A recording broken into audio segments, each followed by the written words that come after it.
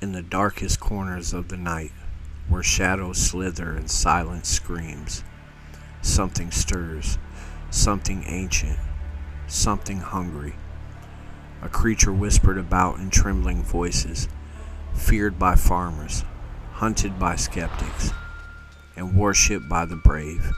It drinks blood, it vanishes like smoke, and it leaves behind only death. It's not a wolf, it's not a demon, it's something far stranger. This is the legend of the Chupacabra.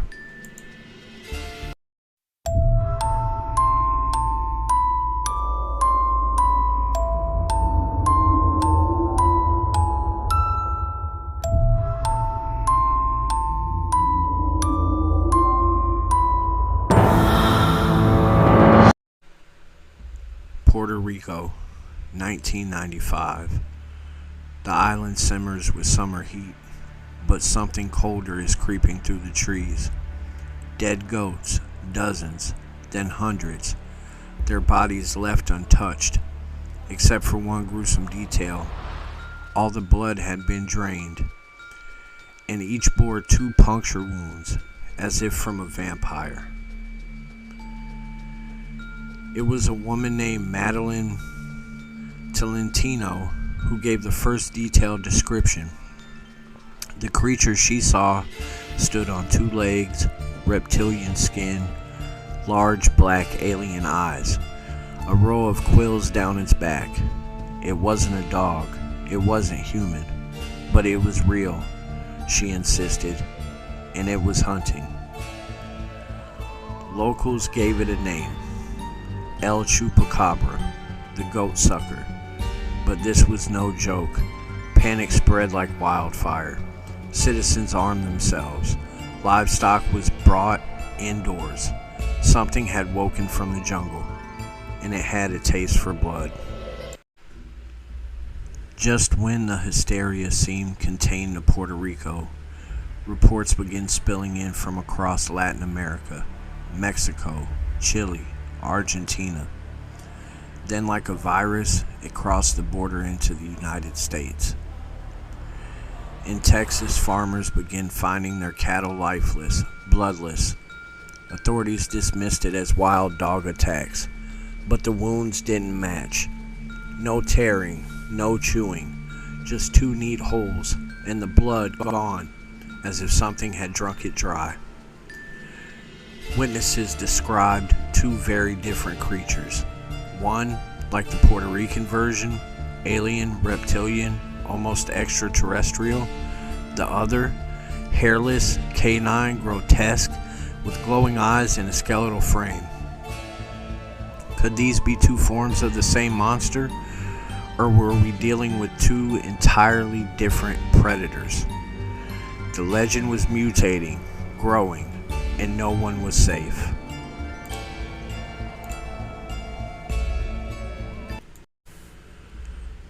As the reports mounted, skeptics and scientists stepped forward. They had explanation. Rabid coyotes with mange, misidentified animals, mass hysteria.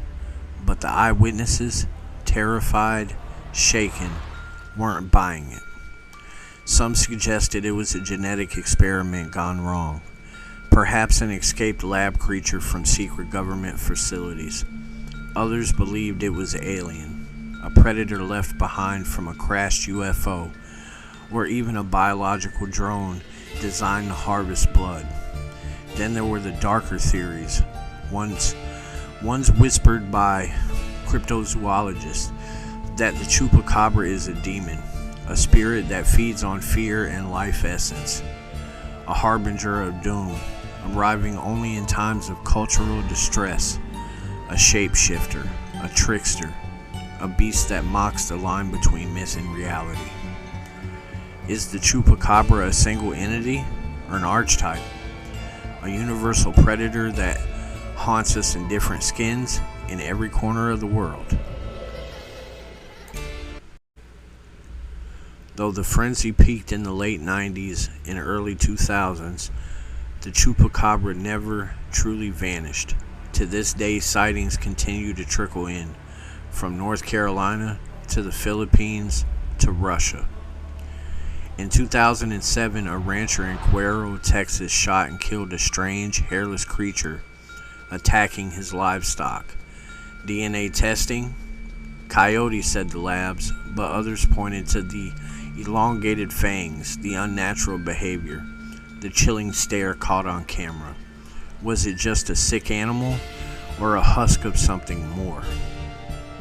Then in 2018, in Manipur, India, over 30 chickens were found dead, again with no blood and no signs of struggle.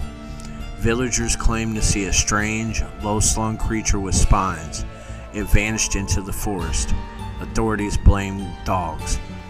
The locals disagreed. Time and again we're told it's just nature, just imagination, but the bodies keep piling up, the blood keeps disappearing, and no predator explains it completely. Why do we fear the Chupacabra? Why does this legend burrow so deeply into our collective nightmares? Perhaps it's the primal fear of the unseen predator, or the violation of safety. The idea that even in your own backyard, your own farm, your own animals aren't safe from something unnatural. Or maybe it's something older, a genetic memory of something we've forgotten. The predator that once hunted us in the dark, we laugh now at vampires and werewolves, but maybe the Chupacabra is their echo, a blood drinker not from fantasy, but from our forgotten history. Fear keeps us alive, but sometimes it also reveals truths too terrible to face. So the next time you hear a strange sound in the night, the rustling of leaves, the low hiss of breath, or silence, too perfect, too still, remember, the Chupacabra is more than just a story. It walks our world, it drinks in the dark, it watches, and it waits. You can call it a hoax, a fantasy, a tale for campfires, but when your animals go missing, when your dreams are filled with sharp teeth and empty eyes, and when the blood runs cold in the fields, ask yourself, what if it's not just a story? What if the Chupacabra is real and it's already here? Sleep tight. If you enjoyed this deep dive into the world of the Chupacabra, give this video a like and share it with a fellow monster hunter. Have you or someone you ever known seen something unexplainable? Tell us your story in the comments below. And don't forget to subscribe for more spine-chilling legends, unsolved mysteries, and paranormal terrors every week. Until next time, stay in the light.